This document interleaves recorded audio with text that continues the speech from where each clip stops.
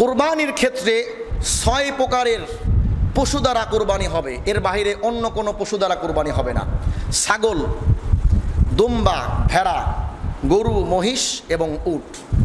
আবার বলতেছি, ছাগল, দুম্বা, ভেড়া, গরু, মহিষ এবং উট, এই 6 প্রকার প্রাণী দ্বারা কুরবানি করতে হবে। এই 6 প্রকার প্রাণীর বাইরে অন্য কোনো প্রাণী দ্বারা কুরবানি হবে না। আবার এই 6 প্রকার অবশ্যই গৃহপালিত হতে হবে। অনেক বন্য মোষ আছে না, বন্য গরু আছে না, এগুলো দিয়ে কুরবানি হবে না। এই 6 প্রকার পশু দ্বারাই কুরবানি করতে হবে। আবার এই 6 প্রকার গৃহপালিত হতে হবে, খুব ভালো করে বুঝবেন। এবং এই 6 প্রকার পশু দ্বারা কুরবানির ক্ষেত্রে সময়সীমা হলো ছাগল, দুম্বা এবং ভেড়া, এই 3টার ক্ষেত্রে 1 বছর সময় অতিক্রম করতে হবে। মনে রাখবেন, অনেক সময় আমরা দাঁত দেখি, কথা বলেন ঠিক কিনা? দাঁতের উপরে কোনো কুরবানি হবে না, অবশ্যই 1 বছর অতিক্রম হতে হবে।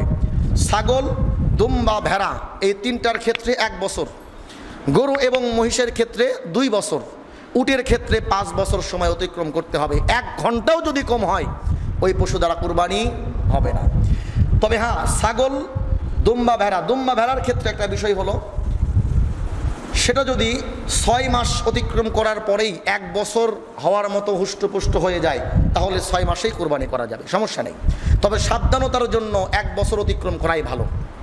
তাহলে কি বললাম? 3টা পশু, প্রথমত ছাগল, দুম্বা, ভেড়া 1 বছর, গরু এবং মহিষ 2 বছর, উট 5 বছর। এবং গরু, মহিষ, উট এই 3টা প্রাণীর মধ্যে 7 ভাগে কুরবানি করা যাবে। কয় ভাগে?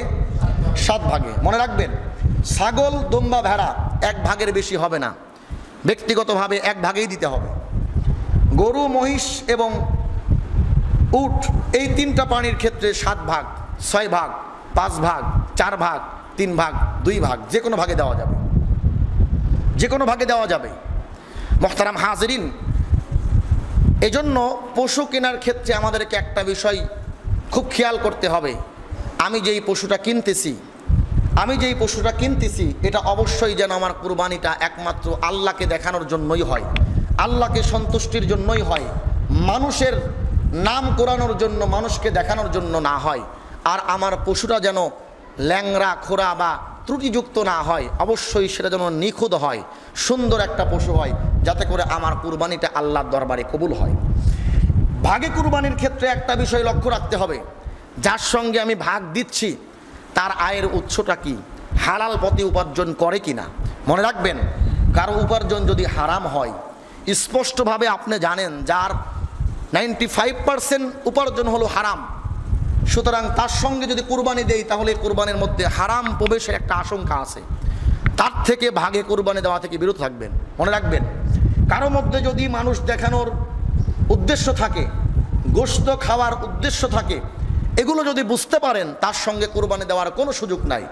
তার সঙ্গে যদি ভাগে কুরবানি দেন, আপনার কুরবানি আল্লাহর দরবারে কবুল হবে না।